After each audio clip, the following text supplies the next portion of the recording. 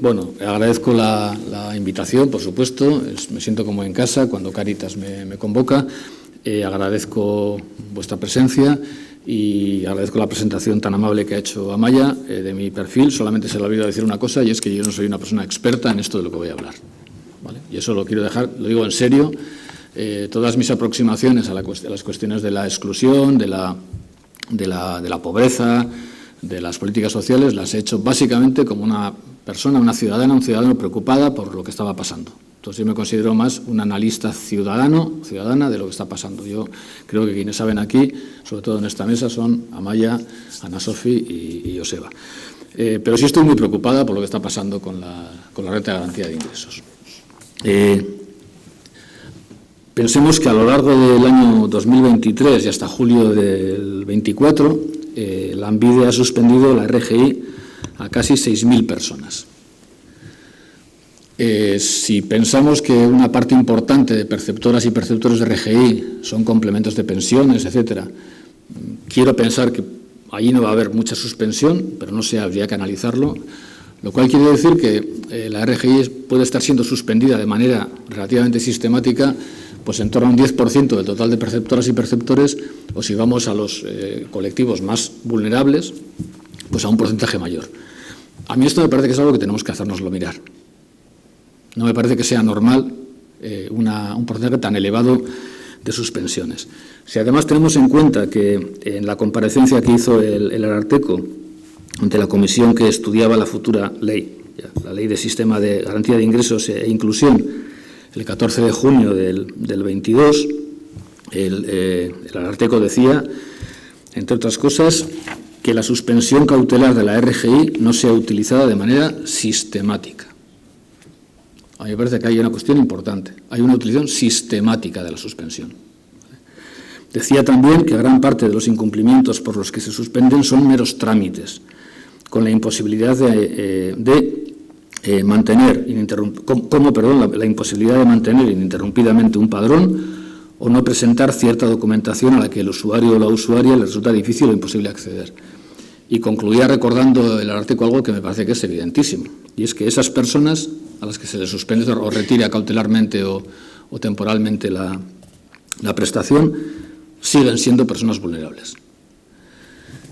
Si ahora fuéramos a la web del Ararteko, hiciéramos una búsqueda de RGI, suspensiones, pues nos saldría un listado enorme de recomendaciones, peticiones, comunicaciones que ha mantenido esta institución con Lanbide, con el Gobierno vasco, con distintos departamentos, justamente en relación a estas cuestiones. Muchas de ellas, por cierto, y esto sería bueno, el final sería bueno, pero al principio no tanto, muchas de ellas fueron atendidas. Claro, el problema es que fueron atendidas después de que ha habido una suspensión que afecta a personas vulnerables. Bueno, a mí esto me parece, como digo, muy preocupante, ¿no? Y me parece preocupante porque yo, como digo, no soy una persona experta en estas cuestiones. Afortunadamente no me toca tampoco gestionarlas, con lo cual pues puedo permitirme el lujo, y asumo que es un lujo y es un privilegio de mi parte, el hacer una crítica, vamos a decir, un poco más analítica, más teórica o más crítica que la que tendría que hacer si me tocara estar luego en el día a día de la gestión, ¿vale? Por tanto, todo mi respeto a quien tiene esa encomienda, a quienes tienen esa encomienda o a quienes, en su caso, podéis tenerla en esta sala, ¿no? Me parece fundamental, pero yo me sitúo en otro lado y miro desde otro lugar. ¿Desde dónde miro? Pues miro desde mi competencia, que es una de las pocas que tengo, ¿no? Yo tengo muy pocas competencias, poquísimas, y quiero alimentarlas y cuidarlas mucho, ¿no? Una de ellas es la montaña, otra la lectura y la tercera la sociología. Y desde la sociología y desde la filosofía social, pues yo me hago algunas preguntas, ¿no? La tercera es la que planteaba Amaya, que da título a mi intervención, que va a ser breve.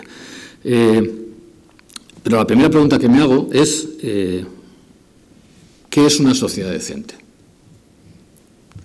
Y hay un autor de referencia, que conoceréis muchas, Avishai Margalit, que tiene justamente un libro titulado así, La sociedad decente, y él dice que una sociedad decente es aquella cuyas instituciones no humillan a las personas. Y cuando dice que es la humillación, él dice que la humillación es un tipo de conducta o condición que constituye una buena razón para que una persona considere que se le ha faltado al respeto. Luego diré algo al respecto, ¿vale? También me hago otra pregunta desde la perspectiva de otro teórico, de otro filósofo, John Rawls, uno de los principales autores de las teorías de la justicia, que en un libro titulado justamente Teoría de la Justicia, dice que si quisiéramos construir políticas justas, instituciones justas, sería muy importante que quienes lo hacemos nos situemos en lo que él llama una posición originaria. Una especie de posición, ahora todas estamos muy cerca de los discursos que hablan del conocimiento situado, todas somos muy conscientes de que el lugar desde el que pensamos la realidad influye mucho en lo que decimos de la realidad.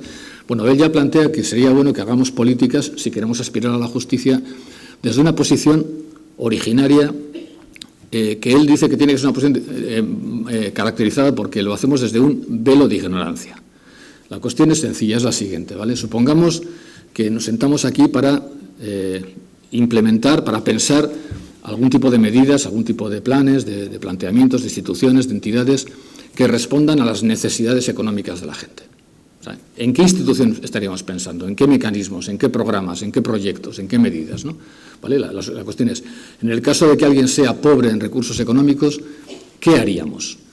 Pero lo importante es que lo pensemos sin saber si somos varones o mujeres, blancas, blancos o racializadas, de un lugar o de otro, de una edad o de otra, con un capital social o con otro, con un capital cultural o con otro.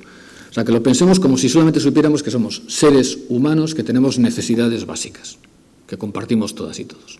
Entonces, ¿en qué pensaríamos? Y yo me pregunto, ¿pensaríamos en el actual modelo? Yo lo digo con toda claridad, yo no he tenido que pasar nunca por estos modelos, pero en buena parte he pasado no por mis méritos, sino por mis privilegios. He nacido cuando he nacido, he tenido las opciones que he tenido, bueno, pero cuando he acompañado a alguien o cuando he conocido casos de alguien que ha tenido que pasar, insisto, salvando todo lo que haya que salvar de las personas que están en los distintos lugares, a mí no me gustaría pasar por ahí.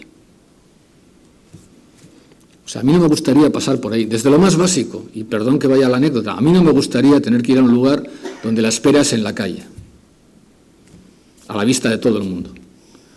O donde cuando entras en un lugar... O sea, a mí me gustaría ir a un sitio donde yo pudiera sentirme a gusto, como si fuera pues a la consulta de una dentista tal, o sea, desde ahí, ¿vale? Pero luego todo el procedimiento. Y no me gustaría que sospechen de mí permanentemente. No me gustaría. Entonces, a mí no me gustaría... Si yo pensara desde el velo de ignorancia, a mí no me gustaría este sistema, ¿no?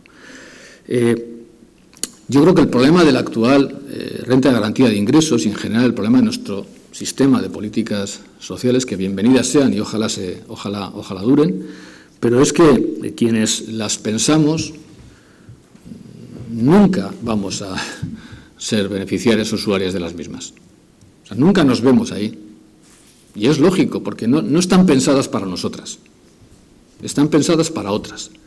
Y yo creo que esto es importante. A mí me gustaría plantearme qué diríamos de lo que hay si como funcionarias, como políticas, con responsabilidad, como analistas, como lo que sea, pensáramos, a mí cómo me gustaría hacer el tránsito por estos procedimientos, con quién me gustaría encontrar, cómo me gustaría que me atendieran, qué me gustaría que hicieran. A mí me parece que es una pregunta importante, ¿no?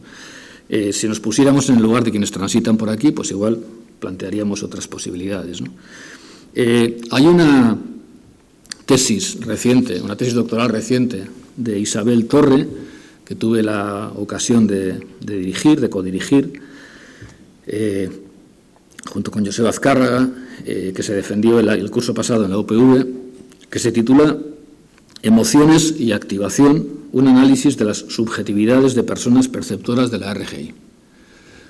Bueno, como todo trabajo científico, es discutible, ¿vale? La objetividad científica no se asimila a la verdad, ¿vale? Durante mucho tiempo, la objetividad científica decía que el Sol giraba alrededor de la Tierra.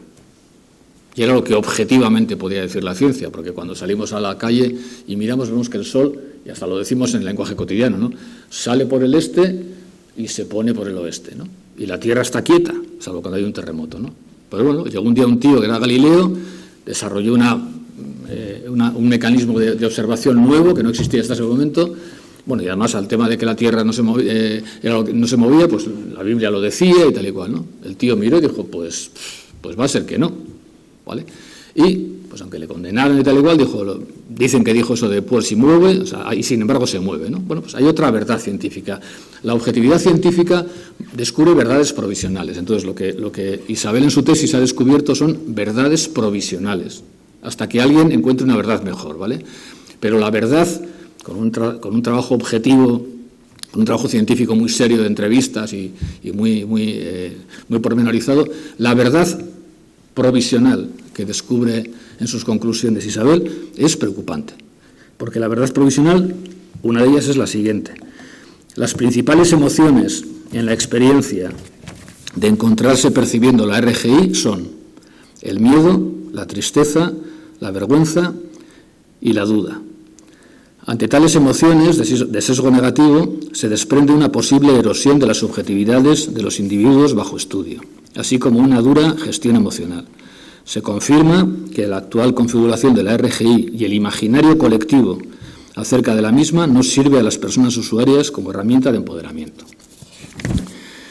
Y esto del imaginario colectivo me parece importante, porque yo creo que un argumento que se utiliza mucho y que me parece normal que se utilice para defender determinadas políticas sociales o para defender la conveniencia de no introducir determinados cambios en las actuales políticas sociales y entre las políticas de rentas es justamente que hay un imaginario colectivo en general, pero también la sociedad vasca en particular, que cada vez sospecha más de las personas que perciben ayudas. Entonces, de alguna manera, la idea de transmitir la imagen de control férreo, de combatir el fraude, de ser muy duras, muy punitivistas incluso con quienes pueden, en su caso, sabemos que no es el caso de muchas de las suspensiones, cometer algún tipo de fraude, incluso de error, pensamos que esta forma de actuar está legitimando las políticas sociales. Yo creo que no. Yo creo que estamos alimentando el monstruo.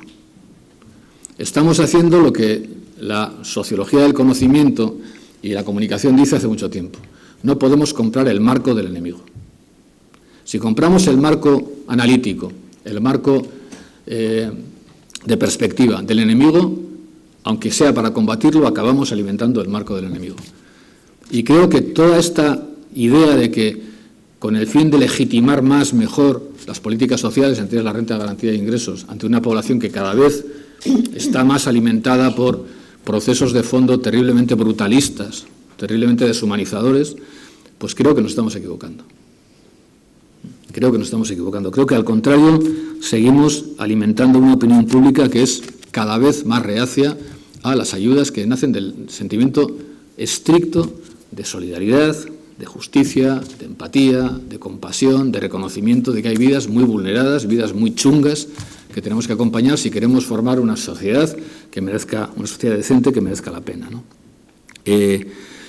Y claro, yo me encuentro con cosas como estas, ¿no? Y otra vez, con todo el respeto de verdad a las instituciones y a las personas que están en ellas, os lo digo en serio. En 2023, si no me equivoco, Lanbide puso en marcha una nueva unidad de inspección para controlar el correcto cumplimiento de la RGI. Y en esa unidad de inspección parece que hay 19 personas, 19 inspectoras e inspectores. Si vamos a Osalan, nos encontramos con que hay 51 plazas de inspectoras o inspectores, de las que 10 estaban desiertas a febrero del 23. Claro, estamos hablando de un ámbito, el ámbito del empleo, en el que en lo que llevamos de año se han producido 40 muertes, en las que hay infinidad de denuncias por situaciones inaceptables, de contratos y tal y cual, ¿no? Entonces, 50, que en realidad son 40 operativas, inspectoras e inspectores en el ámbito laboral, 19 en el ámbito de Lanbide. A mí estas cosas de verdad me parecen preocupantes. Y termino con una cuestión para no ir más allá de los 15 minutos. Yo había puesto como título a esta reflexión, porque es una reflexión, de verdad no tengo mucho más que aportar, el título de una obra que a mí me parece una obra de referencia de una escritora y ensayista francesa ya fallecida, desgraciadamente, Viviane Forrester, titulada justamente El horror económico, ¿no? Y en ese libro ella hace una pregunta que me parece que es fundamental. Ella dice: en este sistema sobrenada una pregunta esencial, jamás formulada explícitamente. ¿Es necesario merecer el derecho a vivir? y yo me la hago permanentemente cuando hablo de estas cosas. Hay que merecer el derecho a vivir. O sea, hay que merecer el derecho a la salud pública, porque podemos acabar también en eso, ¿eh? Si no tienes un estilo de vida correcto, si no sé qué, hay que merecer el derecho a una educación básica pública. Ya, es que si no te esfuerzas, tal. O sea, de verdad hay que merecer los derechos que construyen vidas dignas, vidas decentes. Bueno, yo no tengo soluciones. Si queríais soluciones, habré avisado a otra. Yo solo creo que de verdad tenemos que pensar la forma de poder avanzar y avanzar rápida hacia formas de incondicionalidad. Que se parezcan cada vez más en lo que cuando hablamos de rentas a lo que son la educación, la sanidad o el voto. Porque también hay gente que empieza a pensar si los votos de todas valen lo mismo, ¿vale? Tenemos que ir en condicionalidad. Y la única forma que yo imagino de que la incondicionalidad en las ayudas sociales, en las prestaciones sociales, en los servicios, no genere agravios entre la población, es que esa incondicionalidad, se plantee con criterios de universalidad. En mi cultura sociopolítica y socioeconómica, esta universalidad e incondicionalidad de las rentas tiene un nombre, pero no lo voy a decir. Creo que todas lo podemos pensar, ¿vale? Pero creo que tenemos que avanzar hacia crecientes gestiones incondicionadas de estas rentas. Habrá un proceso y creo que la única forma de que al final esta sociedad acepte que efectivamente podemos recibir incondicionalmente una renta, como podemos recibir incondicionalmente una salud, como podemos recibir incondicionalmente una educación universal, es que sea eso, que sea universal. Y nada, pues eskerrik asko, muchas gracias.